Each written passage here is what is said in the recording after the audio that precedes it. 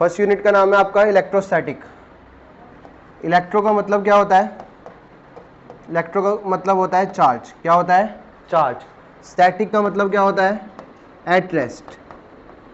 Static का मतलब क्या होता है? At rest. तो जो फर्स्ट यूनिट है इलेक्ट्रोस्टैटिक, उसमें हम पढ़ेंगे जो चार्जेस है वो हमारे किस पे रखे हुए हैं?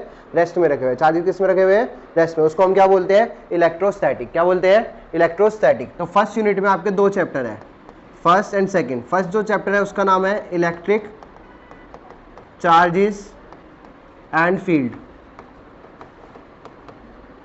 क्या नाम है? Electric charges and field.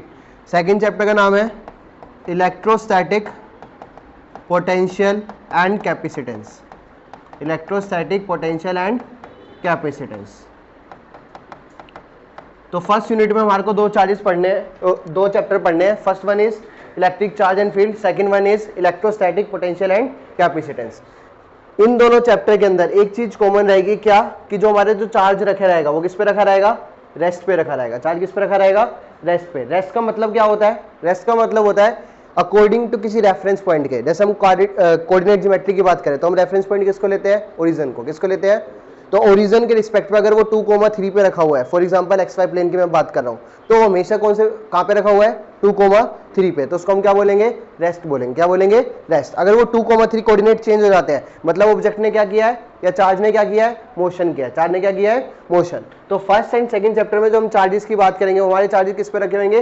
Rest पे रखे होंगे। किस पे रखे होंगे? रेस्ट पे। तो हम फर्स्ट चैप्टर की बात करते हैं, that is electric charges and field. तो फर्स्ट वर्ड किसकी बात करेंगे? चार्ज की। किसकी बात करेंगे? चार्ज। तो आपने बचपन में पढ़ा है चार्ज कितने टाइप के होते हैं? दो टाइप के होते हैं। चार्जेस कितने टाइप के होते हैं? दो। अगर याद हो क्लास 10th में हमने पढ़ा था चार्ज को डिनोट किससे करते हैं? Q से। चार्ज की जो यूनिट होती है क्या होती है? यूनिट। यूनिट क्या होती है? कूलम। दो टाइप के होते हैं, one is positive, another one is negative. इस पॉजिटिव को हम क्या बोलते हैं? प्रोटॉन। क्या बोलते हैं? प्रोटॉन। नेगेटिव को हम क्या बोलते हैं? इलेक्ट्रॉन्स। बात समझ आई? पॉजिटिव को हम क्या बोलते हैं? प्रोटॉन। नेगेटिव को क्या बोलते हैं? इलेक्ट्रॉन। क्लास 9th में एटम चैप्टर पढ़ा था, थोड़ा बहुत ध्यान हो तो ये क्या होता था? न्यूक्लियस। न्यूक्लियस के चारों तरफ क्या रिवॉल्व करते हैं? इलेक्ट्रॉन्स। न्यूक्लियस के अंदर क्या होता है? प्रोटॉन और न्यूट्रॉन, और चारों तरफ क्या रिवॉल्व कर रहे हैं? इलेक्ट्रॉन। तो कितने चार्जेस की बात हो रही है यहाँ पे? दो।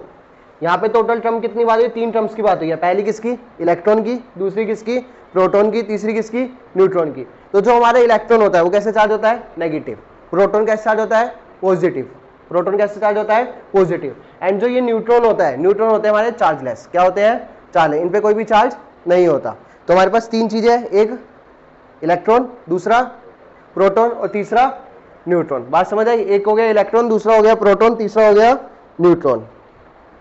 तो अगर मैं प्रोटॉन की बात करूं और इलेक्ट्रॉन के चार्जेस की बात करूं, किसकी बात करूं? चार्ज की। तो प्रोटॉन पे जो चार्ज होता है वो कितना होता है? 1.6 इंटू में 10 की पावर -19 कूलम। एंड इलेक्ट्रॉन पे भी जो चार्ज होता है वो कितना होता है? 1.6 इंटू 10 की पावर -19 कूलम। मतलब क्या हुआ इसका? देखो दोनों पे जो वैल्यू है वो क्या है? सेम है। दोनों पे वैल्यू क्या है? सेम है। तो चार्ज की बात कर रहा था, प्रोटॉन पे चार्ज कितना है? 1.6 इंटू 10 की पावर -19 कूलम। इलेक्ट्रॉन पे कितना है? 1.6 इंटू 10 की पावर -19 कूलम। दोनों पे चार्ज क्या है? सेम है। पर चार्ज दोनों पे मैग्नीट्यूड में सेम होता है। किसमें चेंज होता है? मैग्नीट्यूड का मतलब क्या होता है? मैग्नीट्यूड का मतलब होता है न्यूमेरिकल वैल्यू। कितनी? न्यूमेरिकल। जैसे मैंने बोला 4 बज रहे हैं, तो 4 क्या है? Numerical value. वो क्या है हमारा? मैग्नीट्यूड। मैंने बोला कि 23 किलोमीटर पर आवर की स्पीड से शाम नॉर्थ में भाग रहा है, तो नॉर्थ क्या है यहाँ पे? डायरेक्शन। जो 23 किलोमीटर पर आवर बोला है वो हमारी क्या है? स्पीड है। उसमें 23 क्या है? मैग्नीट्यूड है। 23 क्या है? मैग्नीट्यूड। तो दोनों का चार्ज जो मैग्नीट्यूड में होता है वो क्या होता है? सेम होता है। इलेक्ट्रॉन के बाहर किसका साइन आता है? माइनस का। प्रोटॉन पे किसका साइन आता है? प्लस का। ठीक है। फिजिक्स के अंदर हम ई की वैल्यू याद रखते हैं बस। किसकी वैल्यू? ई की वैल्यू। ई की वैल्यू कितनी होती है? 1.6 इंटू में 10 की पावर -19 कूलम। ई की वैल्यू कितनी होती है? 1.6 इंटू 10 की पावर -19 कूलम। मतलब प्रोटॉन पे जो चार्ज होता है वो कितना होता है? प्लस सी। इलेक्ट्रॉन पे चार्ज होता है वो कितना होता है? माइनस सी। ई का मतलब क्या है? वो मैग्नीट्यूड वैल्यू। प्लस सी मतलब किसकी बात हो रही है? प्रोटॉन की। माइनस सी मतलब इलेक्ट्रॉन की। ऐसे मत कर देना माइनस सी लिखा हुआ तो वो भी इलेक्ट्रॉन है, माइनस माइनस प्लस कर दो। बस बात समझ आई क्या बोलना चाह रहा हूं मैं? ई का मतलब ये है, अगर मैंने लिखा प्लस ई मतलब किसकी बात हो रही है, प्रोटॉन की। अगर मैंने लिखा माइनस ई मतलब किसकी बात हो रही है, इलेक्ट्रॉन की। माइनस ई मतलब किसकी बात हो रही है, इलेक्ट्रॉन की। बात आई समझ में, आ गई, ठीक है। अब ये थी चार्ज की बात, किसकी बात थी, चार्ज। अब मैं बात करूंगा मास की, किसकी बात करूंगा, मास। तो मास कितना होता है, मास होता है प्रोटॉन पे 1.67 इंटू में 10 की पावर -27 kg, और इलेक्ट्रॉन पे मास होता है 9.31 इंटू में 10 की पावर -31 kg। ध्यान से देखो, एक में 10 की पावर कितनी है, -27, एक में 10 की पावर कितनी है, -31। तो 10 की पावर नेगेटिव में है, किसमें है, तो जितना ज्यादा नेगेटिव होता है वो वैल्यू उतनी क्या होती है, स्मॉल होती है, उतनी क्या होती है, स्मॉल। तो 10 की पावर -27 ज्यादा बड़ा है या 10 की पावर -31 ज्यादा बड़ा है, -27। देखो -27, अगर माइनस भूल जाओ तो यहाँ पे कितना लिखा हुआ है 27, यहाँ पे कितना लिखा हुआ है 10 की पावर 31। अभी किसका साइन लगा हुआ है, माइनस का। किसका लगा हुआ है, माइनस का। तो माइनस में वो वैल्यू उतनी क्या हो जाती है, छोटी। तो -27 -31 से क्या होएगा, बड़ा होएगा। मतलब क्या हुआ, मास ऑफ प्रोटॉन किससे बड़ा है, मास ऑफ इलेक्ट्रॉन से। मास ऑफ प्रोटॉन किससे बड़ा है, मास ऑफ इलेक्ट्रॉन से। ध्यान रखना, मास ऑफ प्रोटॉन और मास ऑफ न्यूट्रॉन अप्रोक्सीमेटली क्या होते हैं, सेम। अप्रोक्सीमेटली क्या होते हैं, मास ऑफ न्यूट्रॉन भी कितना होता है 1.67 इंटू 10 की पावर -27 kg। ये वैल्यूज याद होनी चाहिए। बात समझ आई, ठीक है। चैप्टर में जो चार्जेस पढ़ेंगे वो किस में पढ़ेंगे, रेस्ट में। चार्ज दो टाइप के पढ़ने हैं, पॉजिटिव और नेगेटिव। पॉजिटिव मतलब किसकी बात हो रही है, प्रोटॉन। प्रोटॉन पे कितना चार्ज होता है, बोलो भाई, प्लस ई। इलेक्ट्रॉन पे कितना चार्ज होता है, माइनस ई। ई की वैल्यू कितनी होती है 1.6 इंटू 10 की पावर -19 कूलम। अगर मैं मास की बात करूं तो इलेक्ट्रॉन पे मास कितना होता है 9.31 इंटू 10 की पावर -31 kg, और प्रोटॉन पे कितना होता है 1.67 इंटू 10 की पावर -27 kg। इतनी बात समझ आई, ठीक है। अब देखो, चार्जेस की मैंने दो बात करी, एक होता है पॉजिटिव और एक क्या हो गया, नेगेटिव। एक क्या हो गया, पॉजिटिव, और एक क्या हो गया, नेगेटिव। अगर मैंने दोनों सेम टाइप के चार्जेस ले लिए, दोनों क्या ले लिए, तो सेम टाइप के क्या क्या हो सकते हैं, या तो पॉजिटिव पॉजिटिव या तो नेगेटिव नेगेटिव। तो बुकों में या तो ये लिखा रहेगा सेम चार्जेस, क्या लिखा रहेगा, सेम। और क्या लिखा हो सकता है, सेम की जगह लाइक चार्जेस।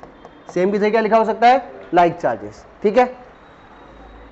अगर मैं डिफरेंट लेना चाहूं तो या प्लस माइनस या माइनस प्लस, तो ये हमारे क्या लिखे होंगे, अनलाइक चार्जेस। कौन से चार्जेस, अनलाइक चार्जेस। तो अनलाइक चार्जेस और क्या बोल सकता हूं, डिफरेंट चार्जेस। अनलाइक चार्जेस और different charges. Same type of charges हमेशा क्या करते हैं, रिपेल। ध्यान रखना, क्या करते हैं, repel. Different type of charges हमेशा क्या करेंगे, अट्रैक्ट। बात आई समझ, मैंने क्या बोला, सेम टाइप ऑफ चार्जेस हमेशा क्या करेंगे, रिपेल, और डिफरेंट टाइप ऑफ चार्जेस हमेशा क्या करेंगे, अट्रैक्ट करेंगे। हमेशा क्या करेंगे, अट्रैक्ट करेंगे, ठीक है, ठीक है। यहां पे अब इस चैप्टर में एक याद रखना एक चीज, एक वर्ड आएगा तुम्हारा, दैट इज न्यूट्रल बॉडी। क्या आएगा, what do you mean by neutral body, the body which carrying no charge. ये पढ़ा था आज तक, बट लेकिन the body which carrying net charge equal to 0। जो बॉडी पे नेट चार्ज है, क्या है, क्यू नेट। किसकी बात कर रहा हूं मैं, क्यू नेट। क्यू नेट कितना होना चाहिए, 0। क्यू नेट 0 मतलब क्या हुआ, जितना उस बॉडी के ऊपर पॉजिटिव चार्ज है उतना ही उस बॉडी पे क्या चार्ज है, नेगेटिव चार्ज। क्या बोला, जितना उस बॉडी पे पॉजिटिव चार्ज है उतना ही उस बॉडी पे क्या है, नेगेटिव चार्ज। मतलब जैसे ये कोई बॉडी है, ये मैंने बॉडी ली, अगर इसमें प्लस के 4 है, प्लस के कितने हैं, 6 मान लो, 6 है, कितने हैं, 6। तो माइनस के भी कितने होंगे, 6 होंगे। माइनस के भी कितने होंगे, 6 होंगे। बात समझ आ गई। तो equal number of positive charge and equal number of, तो उस बॉडी को हम कौन सा बॉडी बोलेंगे, न्यूट्रल बॉडी। बात समझ आ गई। न्यूट्रल बॉडी का मतलब क्यू नेट कितना होना चाहिए हमारा, 0 होना चाहिए। क्यू नेट कितना होना चाहिए हमारा, 0, ठीक है। अब देखो, अब ये चार्जेस की बात तो कर ली, पर ये चार्ज हमें बॉडी पे क्या करना है, क्रिएट करना है, या किसी भी ऑब्जेक्ट पे क्या करना है, क्रिएट करना है। तो क्रिएट करने के मेथड होते हैं दो, एक क्या होता है कंडक्शन और एक क्या होता है इंडक्शन। कंडक्शन का मतलब होता है कि मैं किसी भी बॉडी को, जैसे ये बॉडी है, अगर मैं इस बॉडी को टच करके कर रहा हूं तो उसको क्या बोलेंगे, कंडक्शन। अगर मैं इस बॉडी को टच नहीं कर रहा, इस बिना बॉडी को टच कर इस पे मैं चार्ज ले आया तो इस पे क्या बोलूंगा, इंडक्शन। ये दो बॉडी थी, इन दोनों बॉडी की मैंने हेल्प ली, इस बॉडी की वजह से इस बॉडी पे मैं चार्ज ले आया विदाउट टचिंग देम, तो इसको हम क्या बोलेंगे, चार्जिंग बाय इंडक्शन। अगर मैंने इसको टच कर दिया तो इसको क्या बोलेंगे, चार्जिंग बाय कंडक्शन। जैसे तुमने बोला जैसे हैंड रब करते हैं, तो हैंड को क्या कर रहे हैं, टच कर रहे हैं ना, टच करने मतलब ये चार्जिंग बाय कौन सा हो गया, कंडक्शन। कौन सा हो गया, कंडक्शन। और दूसरा क्या आएगा, चार्जिंग बाय इंडक्शन। तो पहले हम बात कर लेते हैं चार्जिंग बाय इंडक्शन की। चार्जिंग बाय इंडक्शन, तो चार्जिंग बाय इंडक्शन में सिंपल एक चीज याद रखनी है, क्या? Without touch. बॉडी पे जो चार्ज आ रहा है वो क्या आ रहा है? विदाउट टच आ रहा है, बॉडी को हम टच नहीं कर रहे हैं, तो उसको हम क्या बोलेंगे? Charging by induction. अब देखो ये बॉडी है, दिस इज न्यूट्रल बॉडी। तो कौन सी बॉडी गिवन है? Neutral body. मतलब अगर इस पे 4 पॉजिटिव चार्ज है तो 4 ही क्या होंगे? नेगेटिव चार्ज, हाई है ना। तो ये हमारी कौन सी बॉडी होगी? Neutral body. कौन सी बॉडी होगी? न्यूट्रल। अब मैंने बोला इस बॉडी पे आप खाली नेगेटिव चार्ज लेके आओ। कौन सा चार्ज लेके आओ? Negative charge. अभी कौन कौन से चार्ज है इस पे? पॉजिटिव भी है और क्या है? नेगेटिव है। तो जो चार्ज लाना है उसकी अपोजिट की टेस्ट ट्यूब उठा लो। मतलब अभी कौन सा चार्ज उठाना है? नेगेटिव। इस पे मैंने बोला पॉजिटिव चार्ज लाना है। कौन सा लाना है? पॉजिटिव। तो मैं कौन से चार्ज की टेस्ट ट्यूब उठा लाऊंगा? नेगेटिव की। किसकी उठा लाऊंगा? Negative negative negative negative. इस बॉडी के पास रख दिया मैंने, ठीक है। जैसे ही इस बॉडी में नेगेटिव नेगेटिव लाऊंगा तो नेगेटिव नेगेटिव आपस में क्या करेंगे? रिपेल या attract? Repel. Same charge repel करते हैं। पॉजिटिव नेगेटिव क्या करेंगे? अट्रैक्ट। मतलब जो ये पॉजिटिव वाला चार्ज था वो यहां आ जाएगा, वो नेगेटिव वाला चार्ज कहां चला जाएगा? इस साइड। यस या नो? भाई नेगेटिव और पॉजिटिव आपस में क्या करेंगे? अट्रैक्ट करेंगे, और नेगेटिव नेगेटिव क्या करेंगे? रिपेल करेंगे। अब मैं क्या करूंगा इस सिचुएशन में? इस वाली साइड को मैं क्या कर दूंगा? ग्राउंड या अर्थिंग। क्या कर दूंगा? अर्थिंग। अर्थ का कितना पोटेंशियल होता है? नेक्स्ट चैप्टर का नाम है पोटेंशियल, तो उसमें पढ़ेंगे जो अर्थ का हमारा पोटेंशियल होता है वो कितना होता है? 0। कितना होता है? ये नेक्स्ट चैप्टर में एक्सप्लेन करूंगा 0 पोटेंशियल क्या होता है। अभी इतना समझो कि मैं इस नेगेटिव चार्ज को लेके आया तो पॉजिटिव नेगेटिव क्या करेंगे? अट्रैक्ट। नेगेटिव नेगेटिव क्या करेंगे? रिपेल। ठीक है। जैसे ही मैंने अर्थिंग करी तो ये सारा नेगेटिव चार्ज किस में चला गया? अर्थ में चला गया। अब मैंने इस अर्थिंग को हटा दिया। अर्थिंग को जैसे ही हटाऊंगा तो क्या कंडीशन हो जाएगी? यहाँ पे क्या? Positive positive positive. ये टेस्ट ट्यूब लगी हुई है, यहाँ पे अर्थिंग हट चुकी है, ऐसी कंडीशन बचेगी। अब मैं इस टेस्ट ट्यूब को भी हटा दूंगा तो क्या कंडीशन बच जाएगी? Positive positive positive positive. ठीक है। इस पूरे प्रोसेस के अंदर मैंने दोनों बॉडी को, मतलब टेस्ट ट्यूब और जिस बॉडी पे चार्ज आना था, टच किया? नहीं किया। विदाउट टचिंग में क्या लेके आया? इसके ऊपर पॉजिटिव चार्ज लाया। तो विदाउट टच को क्या बोलते हैं? इंडक्शन। क्या बोलते हैं? तो इस प्रोसेस को क्या बोलते हैं? Charging by induction. Charging by induction में क्या था? न्यूट्रल बॉडी ली हमने। न्यूट्रल बॉडी का मतलब क्या होता है? The body which carrying equal number of positive charge and equal number of negative charge. Negative लाया, नेगेटिव को नेगेटिव नेगेटिव क्या करेंगे? रिपेल। उसको हमने क्या कर दिया? अर्थिंग कर दी। उसको हमने क्या कर दी? अर्थिंग। ठीक है। अब इधर देखो, अगर 2 बॉडी है, मेरे पास 2 न्यूट्रल बॉडी है, ठीक है। कितनी बॉडी है? 2 न्यूट्रल बॉडी है। इस पे चार्ज लाना है तो बताओ कैसे लाएंगे? मान लो ऐसे था, एक बॉडी थी न्यूट्रल बॉडी, इस पे 4 पॉजिटिव मान लो और 4 कितने थे? नेगेटिव। दूसरी बॉडी पे कोई भी चार्ज नहीं था, दूसरी बॉडी पे कोई भी चार्ज नहीं था, ठीक है। अब मैंने क्या किया? इसके पास एक टेस्ट ट्यूब उठा लाया, टेस्ट ट्यूब उठा लाया फॉर एग्जांपल नेगेटिव नेगेटिव की, तो नेगेटिव पॉजिटिव के साथ क्या करेगा? और नेगेटिव नेगेटिव क्या करेंगे? रिपेल। तो कुछ ऐसी कंडीशन हो जाएगी,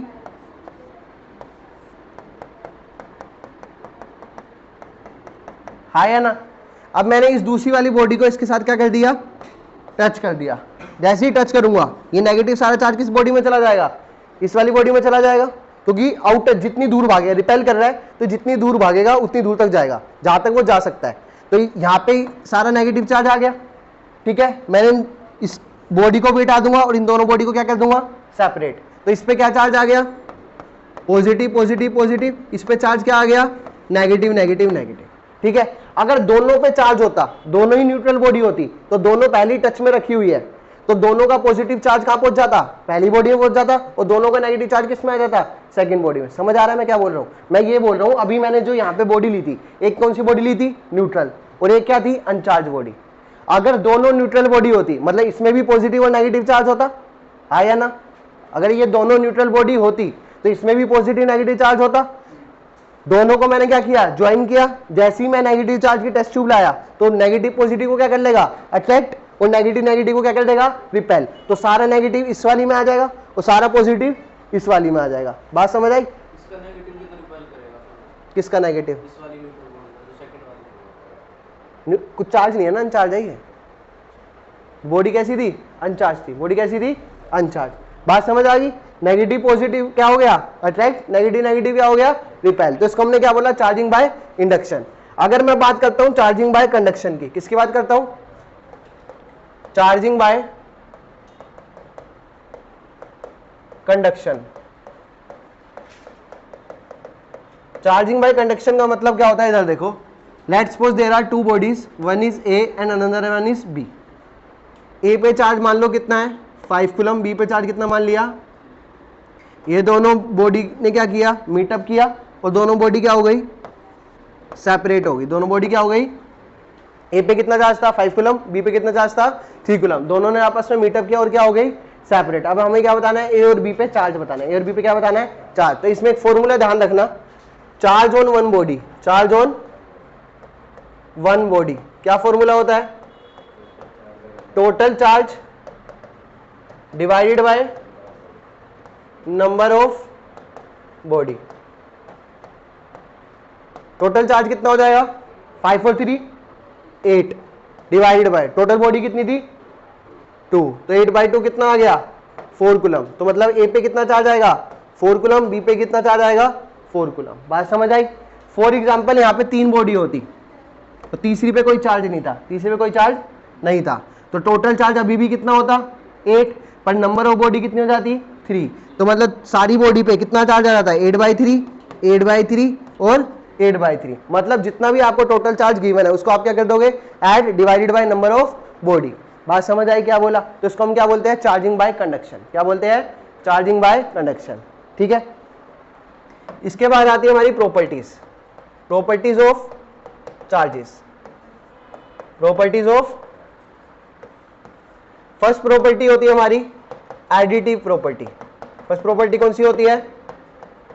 एडिटिव प्रॉपर्टी में सिंपली ध्यान रखना, खाली एल्जेब्रिकली एडिशन।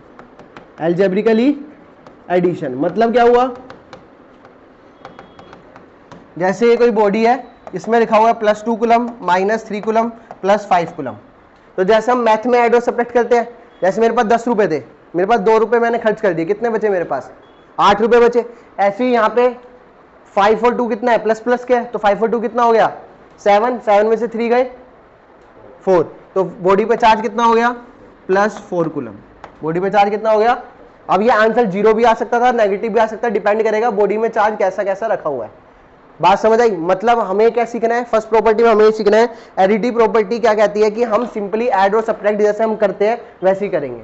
जैसे ऐड और सब्ट्रैक्ट करते हैं ना, 10 रुपए थे, 3 रुपए खर्च हो गए मतलब 3 गए, तो क्या किया? सब्ट्रैक्ट किया था, तो 10 - 3 कितना हो गया? 7 हो गया। ऐसे ही यहाँ पे प्लस प्लस वाले चार्ज पहले क्या कर लिए? ऐड कर लिए, तो +5 + 2 कितना होता है? +7। 7 में से 3 चला गया, कितना हो गया? 4 कूलम हो गया। तो इसको हम कौन सी प्रॉपर्टी बोलते हैं? Additive property. कौन सी property? Additive property. Next one is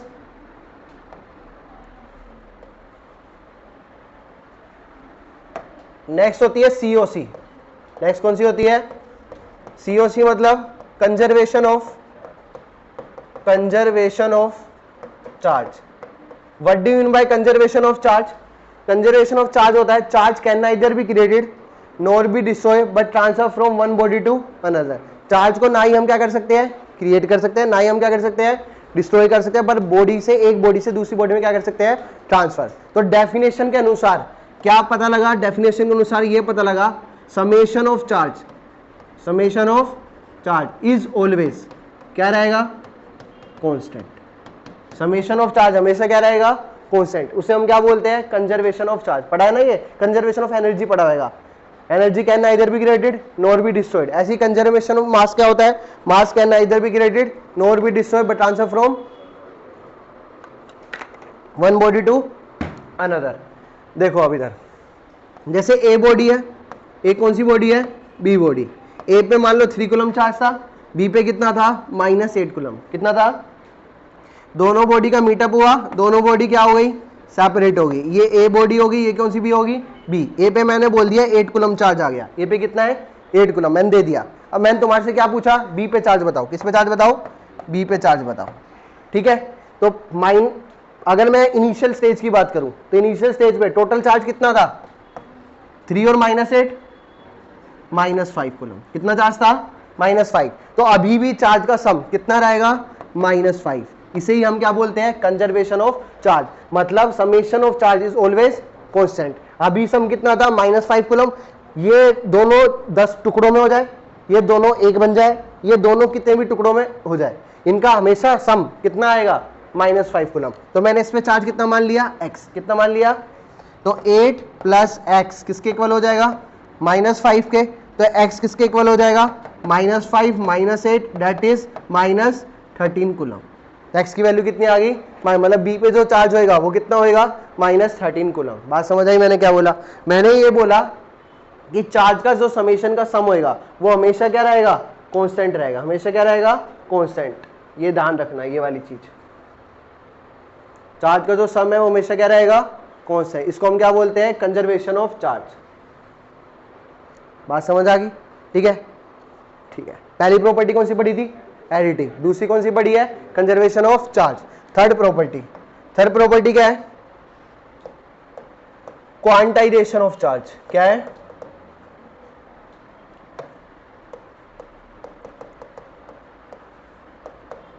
quantization of charge क्या होता है ये समझो। पहले मैं इसकी डेफिनेशन लिख देता हूं, चार्ज या बाद में लिखूंगा, छोड़ो। क्वांटाइजेशन ऑफ चार्ज क्या होता है, लेट्स सपोज करो एक बकेट है, ठीक है, इस बकेट में एक इलेक्ट्रॉन रखा हुआ है, कितना रखा हुआ है, एक इलेक्ट्रॉन, मतलब एक ई रखा हुआ है, तो Q = कितना हो गया, ई टोटल चार्ज। अगर इसमें 2 रखे होते तो 2E, 3 रखे होते तो 3। अब मुझे नहीं पता कितने रखे हैं, तो मैंने कितने मान लिए, कितने रखे हुए हैं, n, कितने रखे हुए हैं, n, तो Q = में कितना हो जाएगा, Ne। Q = कितना हो जाएगा। अब देखो, इसमें से मैं चार्ज निकाल भी सकता हूं, इसमें मैं चार्ज डाल भी सकता हूं, ठीक है। थोड़ी बहुत केमिस्ट्री याद है, केमिस्ट्री में अगर मैं बात करूं सोडियम की, तो सोडियम में इलेक्ट्रॉन कितने होते हैं, 11, तो 2 8 1, तो ये ऑक्टेट स्टेबल करने के लिए इस 1 इलेक्ट्रॉन का क्या कर देता है, लूज। जैसे ही 1 इलेक्ट्रॉन का लूज करता है तो सोडियम पे क्या चार्ज आता है, प्लस। मतलब कोई भी बॉडी अगर चार्ज का लूज करेगी तो उस पर क्या चार्ज आएगा, पॉजिटिव। क्या चार्ज आएगा, पॉजिटिव। अगर क्लोरीन की बात करूं, क्लोरीन का एटॉमिक नंबर कितना होता है, तो इलेक्ट्रॉनिक कन्फिग्रेशन 2 8 7, ये एक इलेक्ट्रॉन का क्या करता है, गेन। जैसे ही गेन करता है तो Cl पे क्या चार्ज आता है, नेगेटिव। ऐसे ही इस बकेट के अंदर मैं इलेक्ट्रॉन को डाल भी सकता हूं, और इस बकेट में से इलेक्ट्रॉन को, बोल रहा हूं जो समझ आ रहा है क्या बोल रहा हूं भाई, एक बकेट रखी हुई थी, अब इसमें बहुत सारे इलेक्ट्रॉन रखे हुए हैं, उस इलेक्ट्रॉन को क्या पता मैंने निकालने के बाद बचाओ या मैंने उसमें उसको इलेक्ट्रॉन क्या करे हो, डाले हो, तो Q = कितना हो गया, Ne। इलेक्ट्रॉन को निकालना और डालना, अगर मैंने निकाला तो मेरे पे क्या साइन आएगा, पॉजिटिव। अगर मैंने इसके अंदर डाला तो क्या चार्ज आएगा, माइनस। तो Q = कितना हो गया, +- Ne। Q = कितना हो गया, +- Ne। तो चार्ज, Q का मतलब क्या होता है, देखो डेफिनेशन लिखते हैं, Q का मतलब क्या होता है, चार्ज। ये किसका साइन है, इक्वल टू का, charge is always equals to, n को बोलते हैं इंटीजर। क्या बोलते हैं, इंटीजर। तो इंटीग्रल मल्टीपल ऑफ इलेक्ट्रॉन्स। बात समझ आई मैंने क्या बोला, चार्ज किसके ऑलवेज मल्टीपल है, इलेक्ट्रॉन्स के। किसके मल्टीपल है, इलेक्ट्रॉन्स के। अब मेरी बात सुनो, मैंने यहाँ पे इंटीग्रल क्यों बोला, जैसे फॉर एग्जाम्पल हम केले खरीदते हैं, केले के उसको बोल सकते हैं आधा केला दे दे, नहीं बोल सकते ना, आधा केला ले। सेब खरीदते हैं कि आधा सेब दे दो, डजन 6 आधा डजन लेते हैं, ठीक है, 3 ले लिए 4 ले लिया, ऐसा तो नहीं बोल सकते 3.5 केले दे दे। ऐसे ही अगर मैं इस बकेट में से इलेक्ट्रॉन को निकालूंगा या इसमें इलेक्ट्रॉन को मैं डालूंगा, या तुमने केमिस्ट्री में जब इलेक्ट्रॉन का पढ़ा था ऐसे पढ़ा था, सोडियम ने आधा इलेक्ट्रॉन किसी और को दे दिया, आधा इलेक्ट्रॉन किसी और को दे दिया, ऐसा नहीं होता ना, एक इलेक्ट्रॉन जाता है, मतलब इंटीजर फॉर्म में होता है। किस फॉर्म में होता है, 1 2 3, ठीक है, या तो एक भी नहीं जाएगा, या तो 1 जाएगा या 2 जाएगा 3, ऐसे नहीं होगा कि 3.5 इलेक्ट्रॉन जा रहे हैं या 5.5 इलेक्ट्रॉन जा रहे हैं, ठीक है। तो यहाँ पे इसलिए n क्या होता है, इंटीजर होता है। बात समझ आ गई। तो Q = में क्या हो गया, +- Ne। इसे हम क्या बोलते हैं, क्वांटाइजेशन ऑफ चार्ज। क्या बोलते हैं, क्वांटाइजेशन ऑफ चार्ज। क्वांटाइजेशन का चार्ज क्या होता है, charge is always integral multiple of electron, ठीक है। तो प्रॉपर्टी 3 थी, एडिटिव, कंजर्वेशन ऑफ चार्ज और क्वांटाइजेशन चार्ज। मेथड कितने थे चार्ज क्रिएट करने के, 2, एक कंडक्शन, दूसरा इंडक्शन। अब आते हैं अपने इंपॉर्टेंट टॉपिक पे, important, that is Coulomb's law. इधर समझो ढंग से, कूलम्स लॉ क्या बोलता है, कोई भी 2 चार्जेस रखे हुए हैं, क्या रखे हुए हैं, लेट्स सपोज एक चार्ज कितना है Q1, एक चार्ज कितना है Q2। दो चार्ज रखे हुए हैं, एक क्या रखा हुआ है, एक क्या रखा हुआ है Q2। इनके जो बीच का सेपरेशन है वो मैंने मान लिया वो कितना है, R है। कितना है? अब इन दोनों चार्जेस के बीच में क्या लग रहा होगा, फोर्स। क्या लग रहा होगा? तो जो फोर्स डायरेक्टली प्रोपोर्शनल होता है वो प्रोडक्ट ऑफ चार्जेस के होता है। जैसे तुमने ग्रेविटेशन चैप्टर पढ़ा होगा क्लास 11 में, ग्रेविटेशन में क्या पढ़ा था, F इक्वल टू किसके होता है, G(m1 m2) अपॉन में यही होता है। फोर्स को क्या बोलते रहे, किसके डायरेक्टली प्रोपोर्शनल होता था, तो कूलम्ब्स लॉ में क्या, जो फोर्स होएगा डायरेक्टली प्रोपोर्शनल किसके होगा, प्रोडक्ट ऑफ चार्जेस के। ऐसे ही जैसे यहाँ पे डायरेक्टली प्रोपोर्शनल किसके था, मास इसके। डायरेक्टली प्रोपोर्शनल किसके था, मास इसके।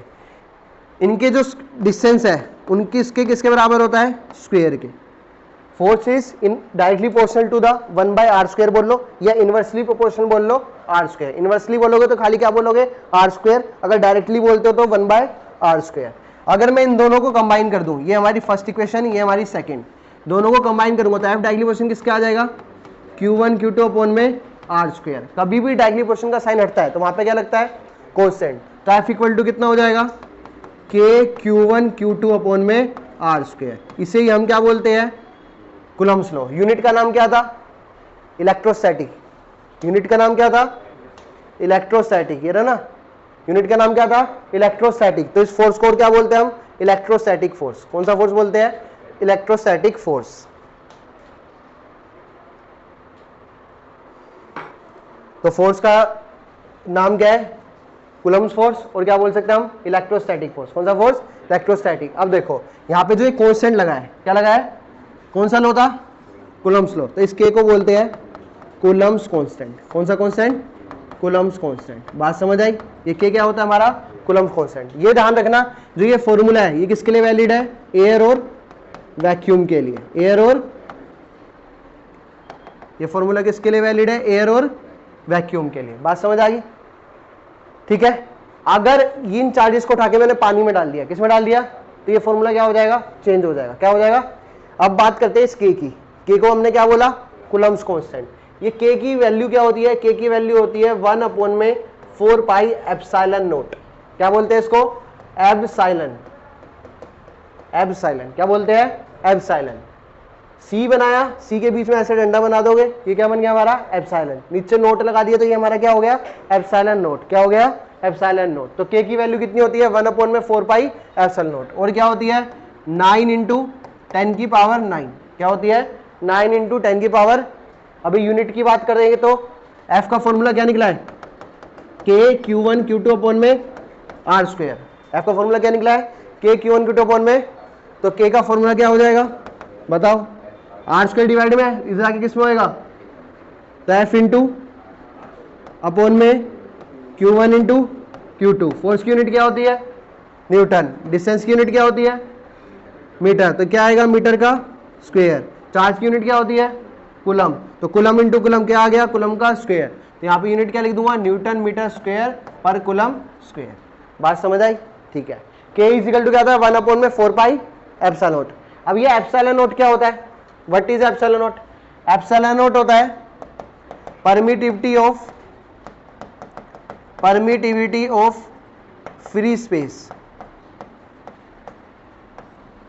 देखो epsilon permittivity of free space क्या होता है, जैसे हम चलते हैं तो सरफेस हमारे और जूते या स्लीपर के बीच में क्या लग रहा है, फ्रिक्शन लग रहा है। शूज की जो हमारी सोल है और जो सरफेस है, सरफेस के बीच में क्या लग रहा है, फ्रिक्शन लग रहा है। तो वो फ्रिक्शन हमारे क्या कर रहा है, मोशन का काम कर रहा है। किसका काम कर रहा है, मोशन का। ऐसे ही यहाँ पे जो कूलम फोर्स लग रहा है इसमें एक फैक्टर डिपेंड कर रहा है, उस फैक्टर को हम क्या बोलते हैं, एप्सिलॉन। क्या बोलते हैं, एप्सिलॉन को क्या बोलते हैं, परमिटिविटी ऑफ फ्री स्पेस। बात समझ आया। तो फॉर्मूला क्या हो गया, फॉर्मूला हो गया हमारा F इजिकल टू में 1 अपॉन में 4πε0 Q1 Q2 अपॉन में r²। ये फॉर्मूला कौन सा फॉर्मूला हो गया, जो किसके लिए वैलिड होएगा, एयर और वैक्यूम के लिए। किसके लिए वैलिड होएगा, एयर और वैक्यूम के लिए। अगर ये दोनों चार्ज मैंने उठा के किसी मीडियम में रख दिए, दोनों चार्ज सेम चार्ज रखे Q1 Q2, दोनों के बीच में डिस्टेंस कितना था, r। अब ये किसी मीडियम में रखे हुए हैं, किस में रखे हुए हैं, किसी मीडियम में। तो F की जगह क्या आ जाएगा, FM। F की जगह क्या आ जाएगा, FM। 1 अपॉन में 4π Q1 Q2 अपॉन में r²। देखो इधर 1 upon 4π, 1 upon 4π, Q1 Q2 upon r², Q1 Q2 upon में r²। यहाँ पे क्या था, एप्सिलॉन नोट। यहाँ पे क्या था, एप्सिलॉन नोट। तो यहां पे क्या आ जाएगा, एप्सिलॉन, क्या आ जाएगा, बस इतना सा चेंज हुआ है। अगर फोर्स वैक्यूम में रखा हुआ है तो क्या आएगा, epsilon note. Permittivity of free space, किसी मीडियम में रख दिया तो क्या आ गया, एप्सिलॉन। और एप्सिलॉन को क्या बोलते हैं, permittivity of any medium, permittivity of any medium. बात समझ आई। तो एक फॉर्मूला ये आ गया। अगर एयर और वैक्यूम की बात हो रही है तो कौन सा फॉर्मूला लगाओगे, ये वाला। अगर किसी मीडियम की बात हो रही है तो ये वाला। तो ये इसको, ये वाले को मैंने मान लिया फर्स्ट, इसको क्या मान लिया सेकंड। अगर मैं इन दोनों फॉर्मूले को डिवाइड कर दूं तो एफ नीचे क्या आएगा, एफ एम, ऊपर क्या आएगा 1/4 pi epsilon naught Q1 Q2 upon में आर स्क्वायर, नीचे क्या आएगा 1/4 pi epsilon Q1 Q2 upon में R square. Q1 Q2 upon R square से Q1 Q2 upon R square cancel, 1/4 pi से 1/4 पाई कैंसिल। अब देखो ये क्या है 1 एप्सिलॉन नोट, तो एप्सिलॉन नोट कहाँ जाएगा, नीचे। ये क्या है 1 एप्सिलॉन, तो एप्सिलॉन कहाँ जाएगा, ऊपर। तो ये क्या हो जाएगा, एफ अपॉन एफ एम किसके बराबर हो जाएगा, एप्सिलॉन अपॉन एप्सिलॉन नोट। और इसी को हम क्या बोलते हैं, एप्सिलॉन आर। क्या बोलते हैं, what is epsilon R, epsilon R को बोलते हैं हम रिलेटिव परमिटिविटी। क्या बोलते हैं, जैसे डेंसिटी पढ़ा था, डेंसिटी, रिलेटिव डेंसिटी क्या होती थी, density of any substance upon में डेंसिटी ऑफ वाटर, ये लिखते रिलेटिव डेंसिटी का फॉर्मूला। ऐसे यहाँ पे एप्सिलॉन आर क्या है, उस मीडियम के रिस्पेक्ट में वैक्यूम वाली। तो उस मीडियम की कितनी होगी एप्सिलॉन, और उस वैक्यूम की कितनी होगी एप्सिलॉन नोट। इसकी वैल्यू नहीं बताई मैंने आपको। एप्सिलॉन नोट की वैल्यू होती है 8.85 इंटू 10⁻12। कितनी होती है, 8.85 इंटू 10⁻12। अगर मैं बात करूं यूनिट की तो के का फॉर्मूला क्या होता था, 1/4 पाई, और वैल्यू कितनी होती थी 9 इंटू 10⁹ न्यूटन मीटर स्क्वायर पर कूलम स्क्वायर, यही होती थी। अब देखो 4 पाई क्या है, कांस्टेंट है, तो एप्सिलॉन नोट का रेसिप्रोकल क्या है, के है। तो जो के की यूनिट होगी उसकी रेसिप्रोकल किसकी यूनिट होगी, एप्सिलॉन नोट की। तो एप्सिलॉन नोट की यूनिट क्या हो जाएगी, कूलम स्क्वायर अपॉन में न्यूटन मीटर स्क्वायर। आई बात समझ। ये एप्सिलॉन नोट की वैल्यू थी। हमने इन दोनों इक्वेशन को डिवाइड किया तो एफ अपॉन एफ एम किसके इक्वल आया, equal to epsilon R. Epsilon R को क्या बोलते हैं, रिलेटिव परमिटिविटी। क्या बोलते हैं, रिलेटिव परमिटिविटी। और क्या बोलते हैं इसको, कैपिटल के। क्या बोलते हैं, ये ध्यान रखना, इस कैपिटल के को बोलते हैं डाइलेक्ट्रिक कांस्टेंट। डाइलेक्ट्रिक, इस फॉर्मूले पे आपका क्वेश्चन बनता है हर एग्जाम में, ये ध्यान रखना। ये वाला के क्या था, कूलम्स कांस्टेंट। कौन सा क्या था, ये वाला के क्या होता है, डाइलेक्ट्रिक कांस्टेंट। कौन सा कांस्टेंट, डाइलेक्ट्रिक। अब इसके बाद देखो ये जितने भी हमने अभी फॉर्मूले निकाले ये सारे कौन सी फॉर्म में थे, स्केलर वेक्टर, स्केलर में थे। कहीं पर डायरेक्शन वेक्टर वेक्टर बनाया नहीं बनाया, तो सारे किसमें थे, स्केलर में थे। अब हम इनको किसमें चेंज करेंगे, वेक्टर में।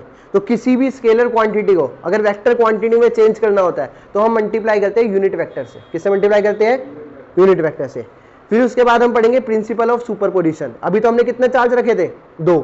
अगर बहुत सारे चार्ज हो गए, कितने हो गए, उसके न्यूमेरिकल करेंगे कि ट्राइंगल पे रखा हुआ है, स्क्वायर पे रखा हुआ है, ठीक है, या हेक्सागोनल पे रखा हुआ है, पेंटागोनल पे रखे हुए ट्राइंगल, तो नेट चार्ज फोर्स बताओ, ठीक है। उसके बाद हम पढ़ेंगे इलेक्ट्रिक फील्ड। क्या पढ़ेंगे, उसके बाद हम पढ़ेंगे डायपोल, फिर फ्लक्स, फिर डायपोल की वजह से electric field at axial and equatorial position और जनरल। उसके बाद हम क्या पढ़ेंगे, चार्ज डिस्ट्रीब्यूशन। उसके बाद हम क्या पढ़ेंगे, गॉस लॉ, फिर उसकी एप्लीकेशन, ठीक है। यहां तक रिवाइज कर लो, नेक्स्ट क्लास में आगे करेंगे।